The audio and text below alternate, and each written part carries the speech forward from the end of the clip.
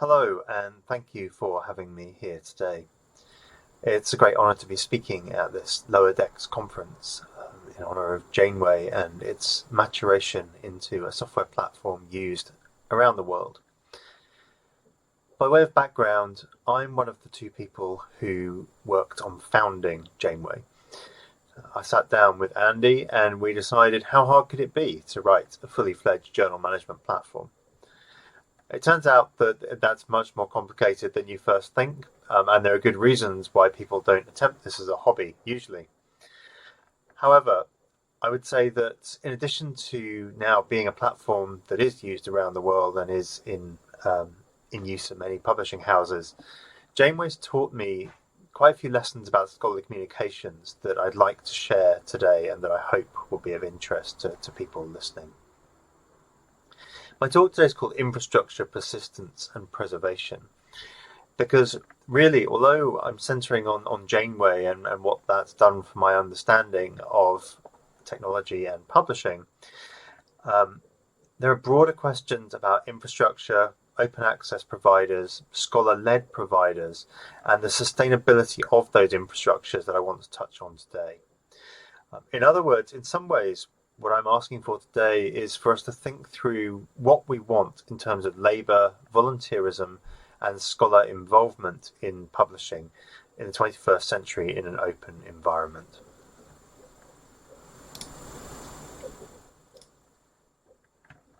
So I wanted to start by talking a little bit about a problem that I encountered and what I didn't know about it when I started work on this. So I work at Crossref, which is a provider of metadata services for scholarly publishing.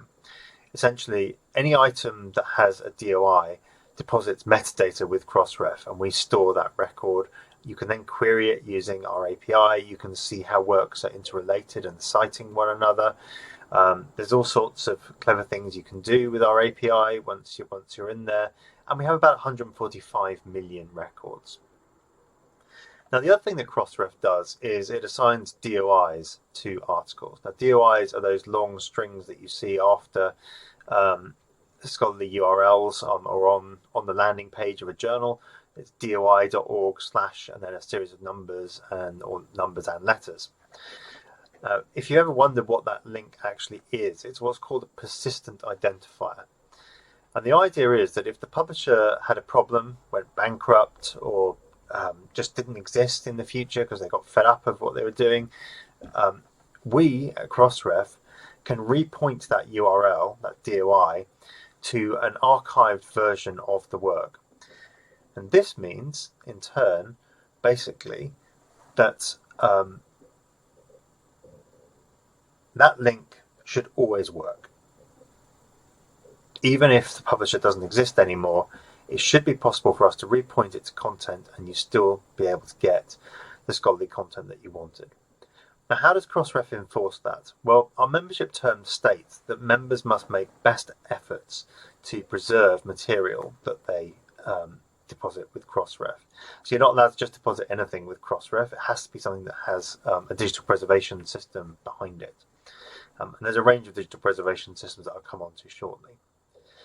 Now, publishers or members, as they're called, can actually tell us where they have preserved their work. So in theory, it should be possible for us to know this item is preserved in this archive, and we feel safe in the knowledge that if something went wrong, we would know that it was secure. But I want to know, actually, if we look at the catalogues of these dark archives. Dark archive is a type of preservation archive where the content isn't available immediately for you to get to. It's made available when something triggers the content. But what proportion of DOIs at Crossref really are well preserved in a dark archive, and that we could feel confident that if the publisher went down, we could restore the DOI. How stable, I want to know, are the preservation systems that underpin the persistence of persistent identifiers? More importantly, I wanted to know which actors are doing well on this theme. What does Elsevier's preservation status look like compared to small scholar-led publishers from around the world. Whose responsibility even should it be to do this preservation work? Libraries? Publishers? Both of them? And I was very worried because I thought if I do this work, work out what percentage of our DOIs are actually preserved and find that lots of them aren't, is it already too late at that stage? What's the point at which you can make a meaningful intervention and not have it cause a problem? I wasn't working entirely from nothing when I was doing this background work. We have got some information on this already, and there are some interesting resources and existing published studies. So the first of those is Michael Laxo and Lisa Mathias and Najko Jan's Open is Not Forever, a study of vanished open access journals. Now this looks specifically at open access journals that have existed and then gone away and their preservation status and whether they are accessible to this day from 2021, so relatively recent. There's also a resource called the Keepers Registry, which is basically, supposedly, a set of aggregated catalogues of preservation information from lots of dark archives. So Clocks, Locks, Portico, Cariniana, the British Library, Library of Congress, Hathi Trust, they're all in the Keepers Registry, and you can look up whether supposedly a container is in those archives. Now that's an important point I want to come back to. The Keepers Registry will tell you issue 21 and volume 2 of the Journal of X Studies is preserved in these archives. It won't tell you, if I give it, say, an article or a DOI, this article or this DOI are definitely preserved in these archives. And that's an infrastructural problem that needs bridging. And this lack of item level data is something I'll come back to, and it's something that I think we as an open source community need to work on thinking about building. Because the problem with Keepers Registry as well is that it's now owned by the ISSN Centre, and there's no API to programmatically query it at scale. You cannot get the data out in any easy form, and the terms of use actually prohibit you from doing that kind of non-personal work with it. So while I'm sure ISSN have good intentions and Keepers is a great resource, it's also quite a difficult resource to use in a real world situation. And it shows up this infrastructural deficit. So, in a moment of insanity, I decided to go about building an item level preservation database based on a number of data sources that I put together. So Cariniana is the archive that primarily preserves work from the Southern American space. Clocks is controlled, lots of copies keep stuff safe, which is a set of library-based locks boxes around the world. They're based at academic libraries who participate in the scheme. There's the Hathi Trust. There's the Internet Archive, or FATCAT, which is the only one of these archives that actually does have item-level preservation data, and thus was very easy to import. Locks, which is the broader version of Clocks. It can be run by anybody who can join that scheme, who's running a locks box in their library. PKP, the Public Knowledge Project, to whom I think we should pay some tribute at this conference. The developers of Open Journal Systems, Open Conference Systems, Open Monograph Press, a huge inspiration for the work we do at Janeway. They have their own private locks network, the PKP PLN, that I indexed. Portico, a system originally developed by Ithaca, which is another, it's a push-based system rather than pull. So Clocks and Locks are pull-based systems where they come out to the journal and pull the content in, whereas Portico is one where publishers can actively push to it. And last but not least, I looked at the Scholars Portal, which was based at a Canadian institution. It's a kind of private system. They don't have a public catalogue of the information they preserve, but they were very willing to give me their data so that I could have a look at what the preservation looks like there. I also needed some kind of grading system if I was going to appraise Crossref members. How well are they doing this, and what can we learn about how well they're doing this? So there's no real gold standard in the wider preservation world for how you should do this. So I had to some extent make up a system, and I decided that I ranked the highest tier members, gold members, as those with 75% of their content digitally preserved in 3 or more recognized archives. Silver members, I decided, would be those that had 50% of their content digitally preserved in 2 or more recognized archives. Bronze members have 25% of their content digitally preserved in 1 or more recognized archives. And unclassified members are those that don't meet any of the above criteria and basically are at massive risk. So again, that's not any scheme that would be recognized by a digital preservation professional, but it's a way of classifying members across 2 axes. It classifies them across the axis of how much of their content is preserved and in how many archives. Because, as the name of LOCKSS even gives away, lots of copies keep stuff safe. The more copies there are, the more resilient that content will be.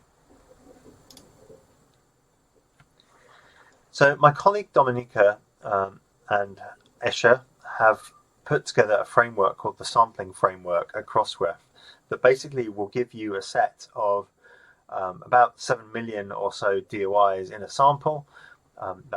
Considering that we're 145 million as a whole batch, this is a good size sample, but it's also manageable. Working with about 7.5 million records takes far less time than working with the full 145 million, but at the same time this is designed to give a realistic portrait of what it looks like across the entire member base. The data for the work I did is public in AWS, and there's an S3 URL there, and you can see the lab's preservation findings at api.labs.crossref.org. DOIs now have a built-in preservation section in that lab's API version. The overall status is not great. When I looked at this, I found that yes, there are some members who are gold. 204 Crossref members meet that very high criterion of 75% preserved in 3 or more archives. Silver, yeah, again, we're looking at a good chunk there. We've got 50% in 2 archives from 1,797 members. However, that is only a very small percentage of Crossref members. It's about 10% total making up silver and gold. The vast majority of Crossref members are either bronze or unclassified, according to my findings.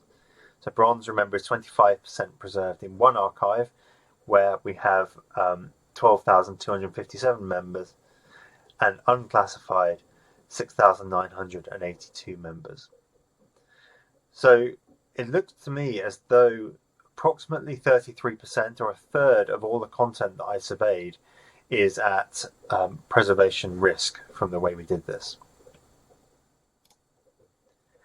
However, you can also break this down into different ways of thinking about the data. It's not just the content itself. We can look by member size.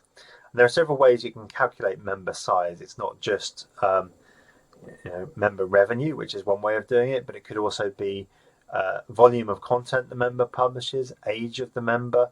There are lots of ways you can slice this to work out whether a member counts as large or small.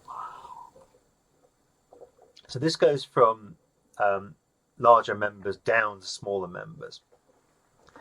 And there are some interesting findings here. So the first thing to state is that you can see that the smaller members have much more content that is uncategorized.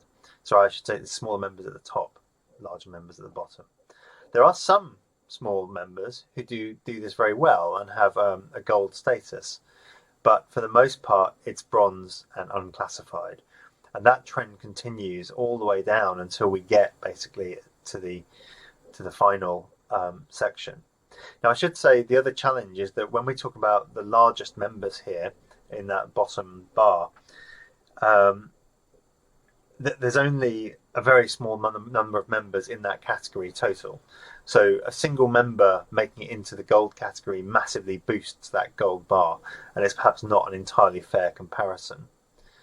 But what it is fair to say, and this is a kind of harsh reflection on the reality of it, is that smaller, less well-resourced members tend to be doing worse at digital preservation than the very large mega publishers with a ton of resources to throw at this.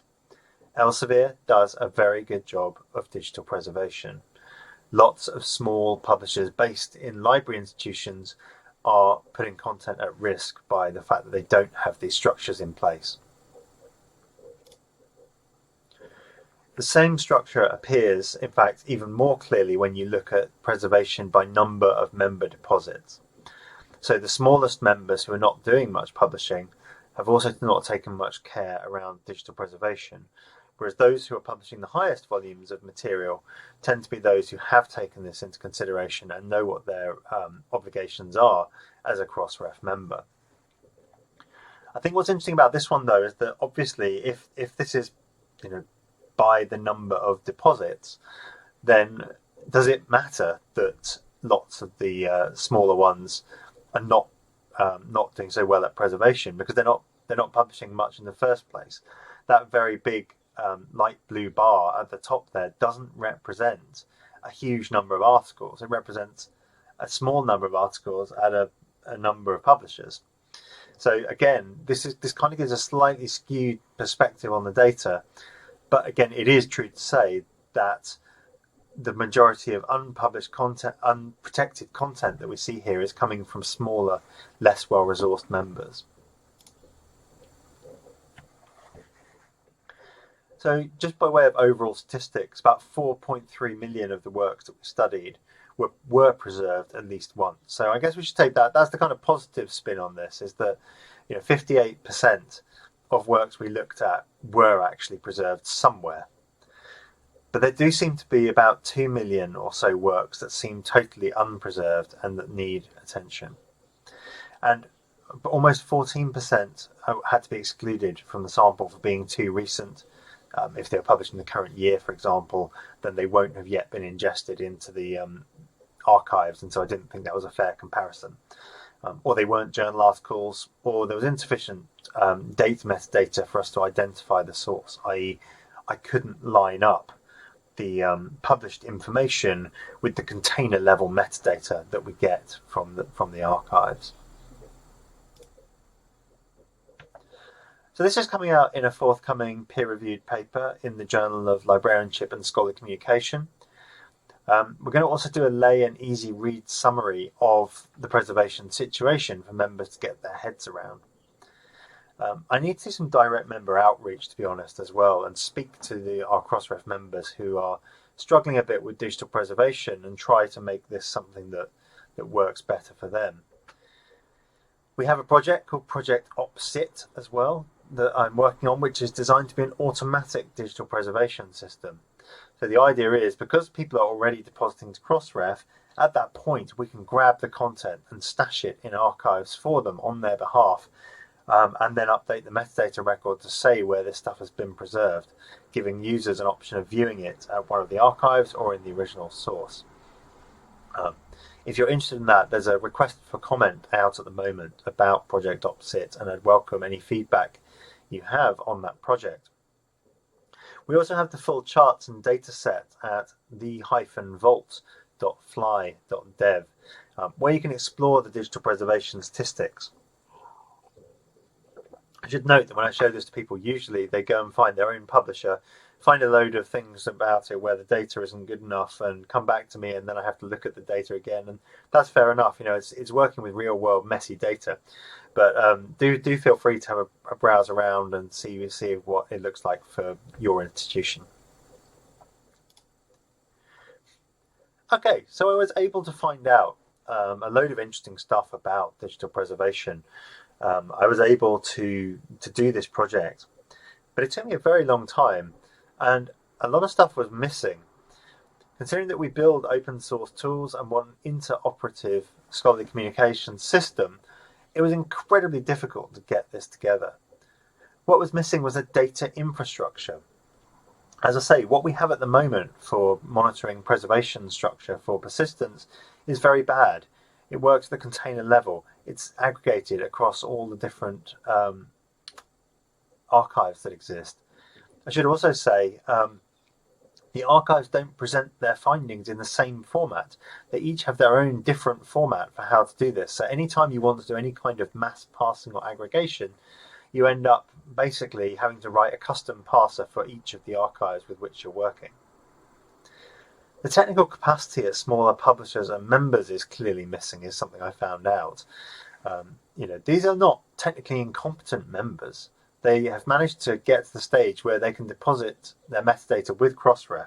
They can assign a DOI. They know that they should be assigning a DOI to this material, but they clearly lack some kind of technical capacity when it comes to digital preservation or technical understanding. I don't know. But essentially that seems to be missing in this ecosystem at present. There's also a lot of time and labour considerations missing here. As I've said, yes, I can put this together and I can do the work. That's part of my job. But let's face it, if somebody else wanted to do this because it was just something they needed to do on the side or needed to know, it's a huge amount of work to get to the stage where this is possible.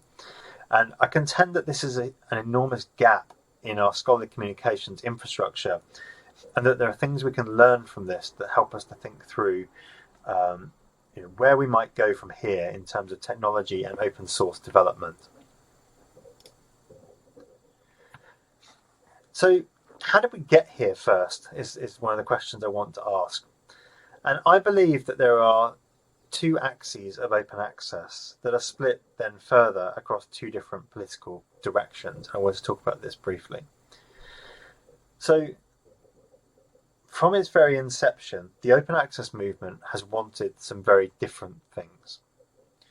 There's one set of open access advocates who want a financial fix for the serials crisis. So essentially, since the mid-1980s, the cost of subscribing to every journal that a library might need has risen by several 100% above inflation. It really is quite bonkers. It's quite unsustainable, and it means that even libraries such as Harvard, which are incredibly wealthy, have had to cancel subscriptions on the basis of price. Now, open access looks like it might be some kind of fix for that. Well, if you don't have to pay for the content, then brilliant. We don't have that problem of costs just escalating and escalating. However, I'd like to point out that the reason the costs are escalating and escalating is twofold. On the one hand, yes, there are organisations that are profiteering. Some publishers make extreme levels of profit in the 30% margin that is, more than Shell oil, and it's not really acceptable. A sensible or sane level of profit might be acceptable in my view, but my personal preference is for not-for-profit, mission-oriented publishing in the first place. So publishing could probably be a good 20% cheaper in some cases than it is. However, the other cause of the spiralling costs is that since that time in 1980, the mass expansion of higher education and research has led to more and more and more being published, which means that more and more publisher labour is required, and there's more and more material to read and purchase, and so again that profiteering cycle can continue. So one of those problems can be fixed, the profiteering side of things. The other, the mass expansion, is a trickier problem that you can't quite just wish away. The other group of open access advocates just really want access at any cost. So it could cost more, it could cost less, it could cost the same as it costs at the moment, but the point is the access, not to fix the financial system. That's quite a contentious stance, and there are people who sit on a spectrum of it. There are some people who would put a limit on how much they would say it was fair to pay, and mechanisms like the Fair Open Access Alliance have attempted to introduce an APC cap. Plan S was originally going to introduce a fee cap, and it's quite a challenging thing to pinpoint precisely. And lots of people over the years have tried to calculate the precise cost it should be for a publisher to produce an article. In reality, I think there's more variance than those studies can often account for. Those two axes are split across right and left, into quadrants of a political spectrum. As you often see on those 4 different quadrant type personality type charts, you can do the same with financial and access considerations.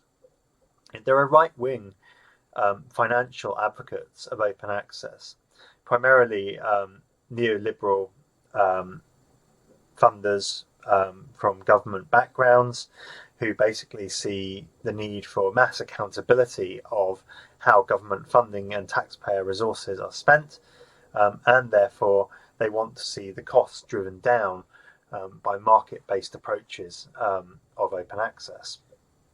They also see the benefit for external industry in having access. So right access might be those who think that the export of academic findings to industry is one of the key things that open access helps with, and therefore should be pursued for.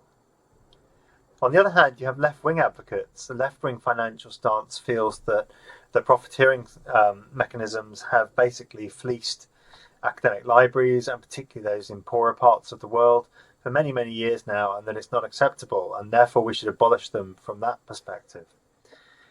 There's also a left-wing access perspective, of course, where those who believe that people should have access to knowledge as a fundamental right, and that this is something that open access works to achieve.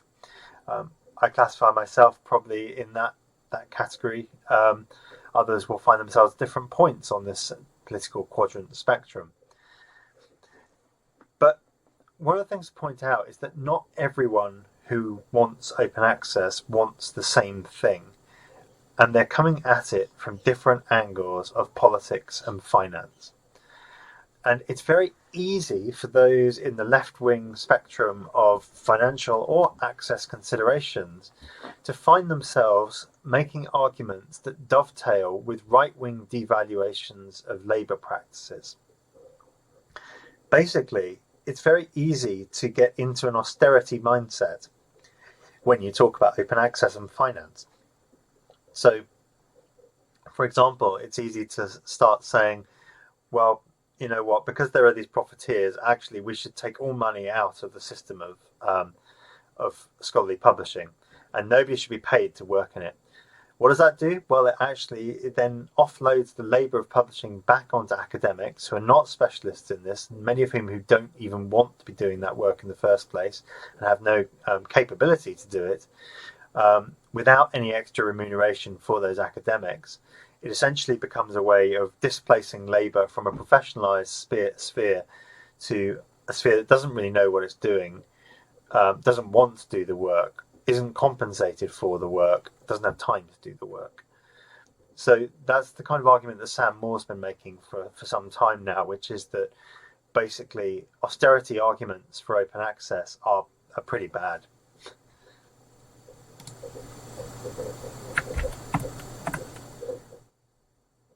So I was going to talk now about what I've learnt doing Janeway, working through this project, and thinking through what I've just been talking about in terms of infrastructural deficit and the ways that different financial logics dovetail. One of the first things was that when you see these kind of gaps in the infrastructure and you think, well, we don't know this, we'd like to know this, or we don't have this software, we'd like some software that did this, or even a publishing enterprise, we'd like to set up a publisher like the Open Library of Humanities that I founded with Dr. Caroline Edwards, where we wanted to avoid article processing charges but still have a mechanism for paying people for their work. Lots of people will tell you on paper that things are impossible, even while you're doing them. Economists are perhaps the most notorious of these for telling you that an economic model will not work, and there's no way it can possibly work, and you should stop right away. I think in those cases it's often worth ploughing onwards. But on the other hand, I got lots of people who'd done similar models telling me that OLH wouldn't work. For instance, the people at Archive, who'd spent many years building their inspirational model for funding their platform, um, warned me how much work it would be to build this, and were skeptical as to its viability. They were right about the level of work. In fact, I had a stroke in 2016. It was pretty intense going. But on the other hand, they were not right in the end about whether it could be achieved or not. So this is a bit of a kind of twee motivational slide in a way, pursue the impossible dream, etc. But really, it is about saying that when things don't work on paper, they can still work in reality. But I would also say you should know when to take advice. There is no point simply ploughing onwards for the sake of it. If everybody is telling you something isn't going to work, nobody's interested, and so forth. Sure, do it for yourself if you want, but have some awareness at least of the environment in which you're working. So again, when I needed to know about digital preservation and its status, actually, lots of people were telling me it was going to be quite difficult to pull this together. Nobody said it would be impossible on that particular occasion, but we did it and it was useful. Now, the next step is, could we get the archive to work together to build the item level infrastructural data that we need? That might be harder. People might tell me that is impossible because the archives will never want to cooperate in that way. But I think that there's a good opportunity here, and it would be a good chance for political bridges to be repaired between different dark archives. I've also learned that the austerity drive mechanism is a really bad idea. When I first started advocating for open access as a naive young PhD student, decade and a half or so ago, I thought the future will be academics running their own journals, probably using open journal systems at that point. I thought that it can't be that hard. We can learn to do this. There'll be good tools. We'll develop good open source tools that will let academics do more of this, and they'll enjoy it, and it will be a critical reflection on the publishing practices of the academy.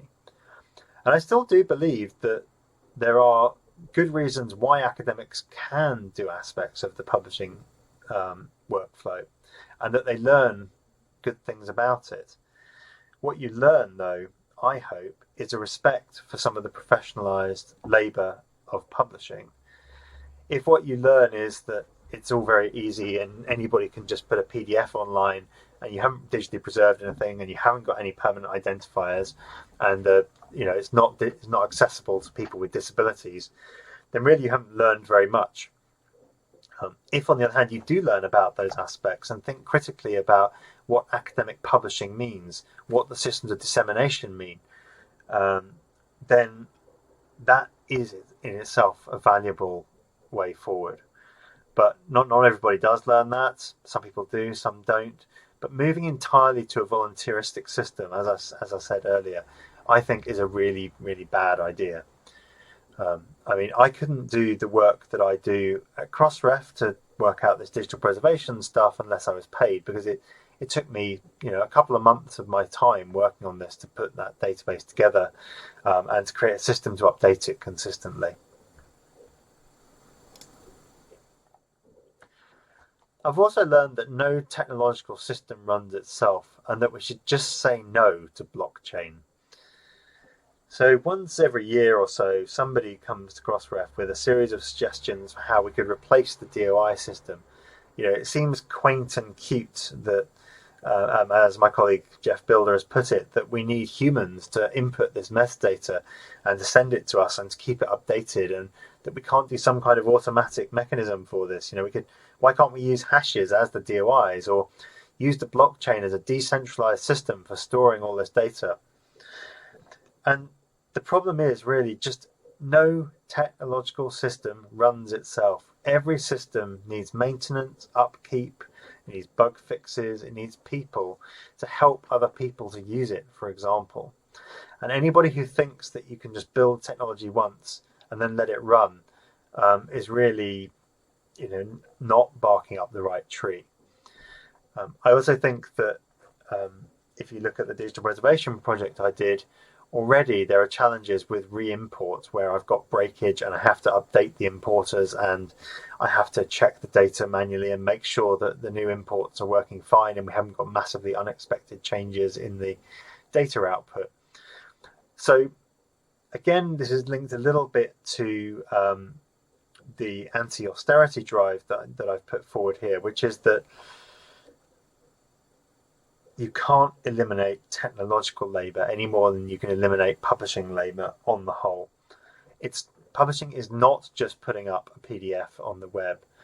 It needs workflows. It needs people to help other people to use those workflows. It needs developers to develop those workflows and to debug them when they go wrong.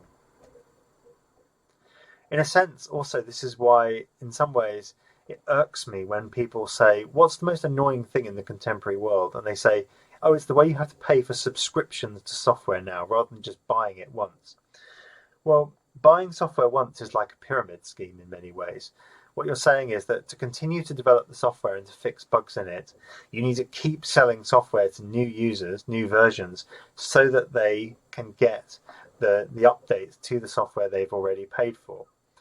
Whereas a subscription as an ongoing basis of giving revenue to someone so that they can pay a salary to a developer so that they can make the technical bug fixes is actually a much sounder way of thinking about what software is, which is a constantly iterative and developmental process of building technological functionality. And this is to say also that persistence, preservation and infrastructure require persistent and preserved ongoing investment. Crossref is a signature to the Principles on Open Scholarly Infrastructure, or POSI, which is a system designed to make sure that our practices are open and that everything we do works in an open manner. But one of the things that POSI stipulates is that time-limited funds are used for time-limited purposes. So you can get a grant to build something in the first place, but you need to then have a model that you can carry on using to make sure that sustainable open resource is available. Now, Janeway's sustainability is based on twofold: the Open Library of Humanities, but also on the vast number of institutions who are using the software around the world for whom we run a service. And that means that we can afford to have a tech team who can develop this and work full time on making the software as good as it can be and giving us that ongoing investment. But I guess what I'd say is, if you're thinking about doing one of these impossible projects from the start, it would be worth thinking from the beginning, how could we sustain this if we needed to and make it into something that is a professional project?